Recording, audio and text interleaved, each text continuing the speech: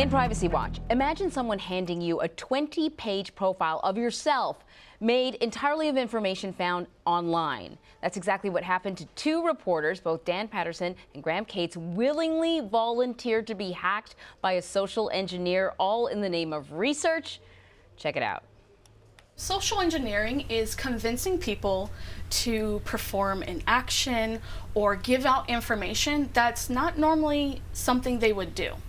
So it's really going out there and seeing what information you can get from them.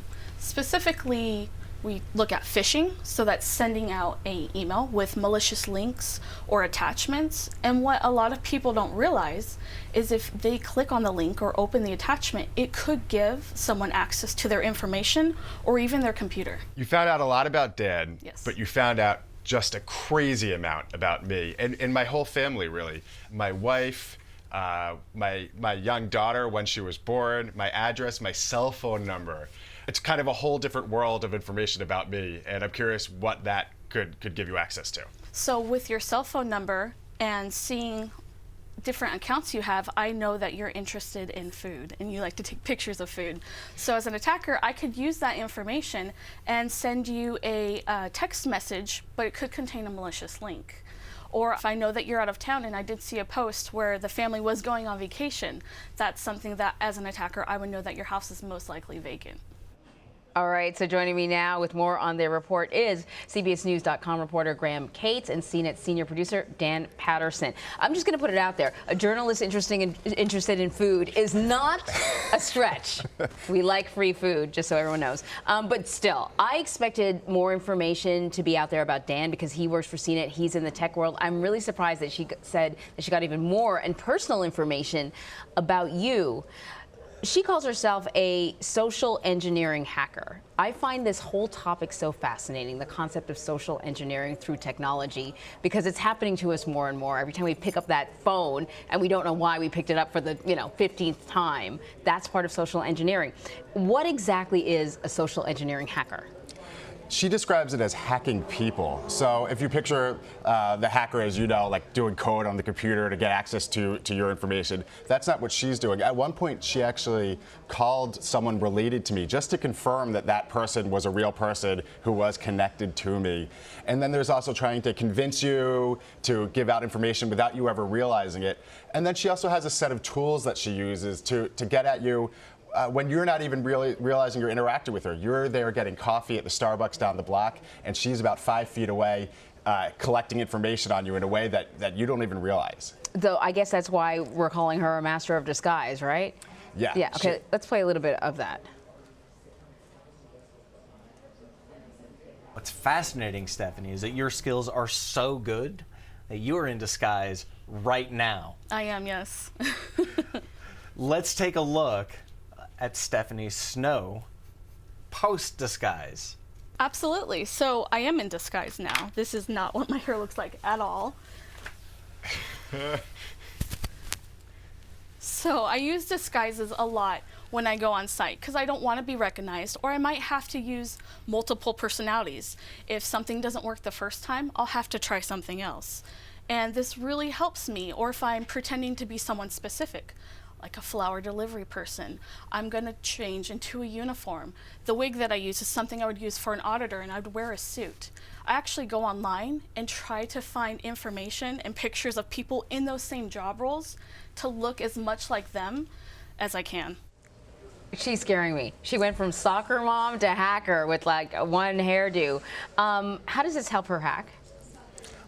So this is really counterintuitive. We do think of the hacker as an antisocial personality, and what she does is learn about us and our behavior so that she can look for that same behavior online and find triggers or other ways that you might be vulnerable beyond just a code vulnerability. So, for example, this means that she doesn't just send a phishing email, she will call let's say a university or your place of work, and she will chat someone up, develop a relationship, build friendships in this persona.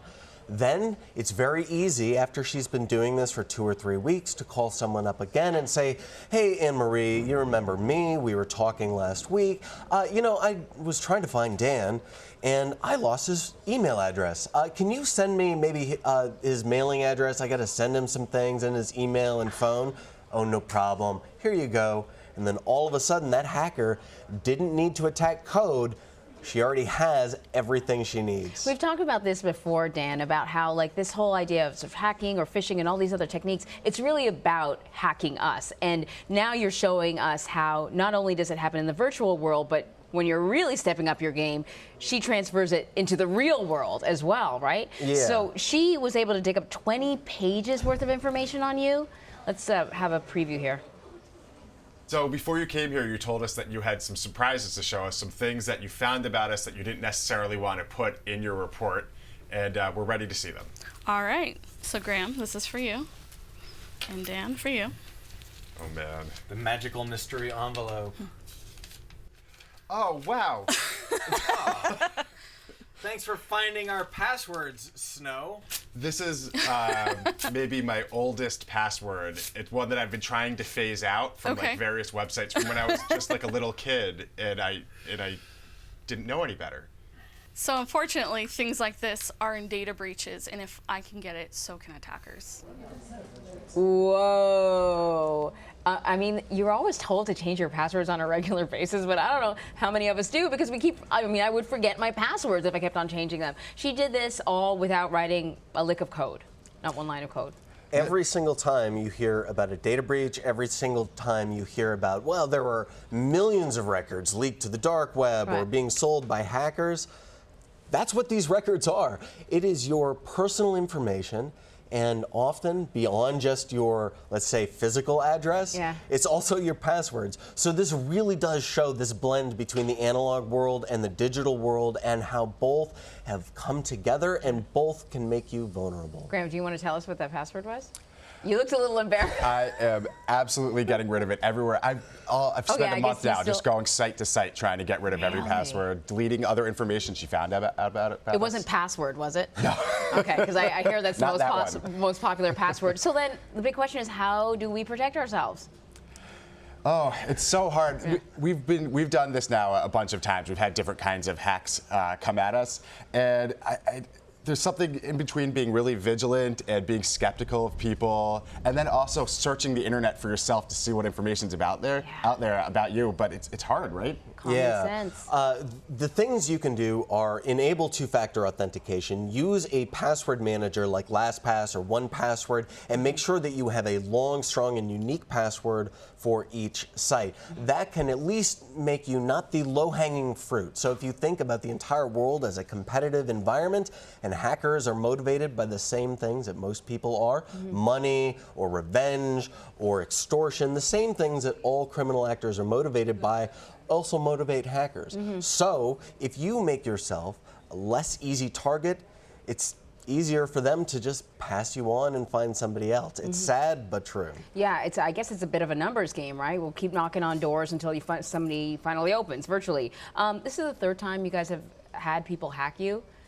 Are you gluttons for punishment, or what is it? What are you getting out of this? Well, there are a few reasons we did this. One, to demonstrate, not just to tell you, but to show you. Every single time you hear about one of these data breaches, it is important because it is you. The second reason we did this was, look, last fall I was doxxed. My address was put on the internet, but there's nothing particularly special about me. And what I learned in that process was that there really is nothing special about me, and that this can happen to everyone. So when I started looking around, I found, hey, all of our viewers, all of our readers, they are just as vulnerable as I am. And if we don't demonstrate the methods how this happens, then people will feel in the dark, they'll feel lost, scared, confused. And this was a way for us to demonstrate how easy it is to be hacked, the methods that people use to hack you, and what you can do to solve that problem. I think that's a really, really great message to get across. I think, we've done these hacking stories. It feels like once a month we talk about a major breach, and I think it just sort of flows over people now. You mentioned the two-factor authentication, you know, it makes it harder and more time consuming. An extra 15 seconds to get into your website, and so you think, oh God, I don't want to do that. Here's a reason to do that, right? Yeah, it just adds that one extra layer of security. Yeah, really good. This is a fascinating discussion, guys. Thank you so much.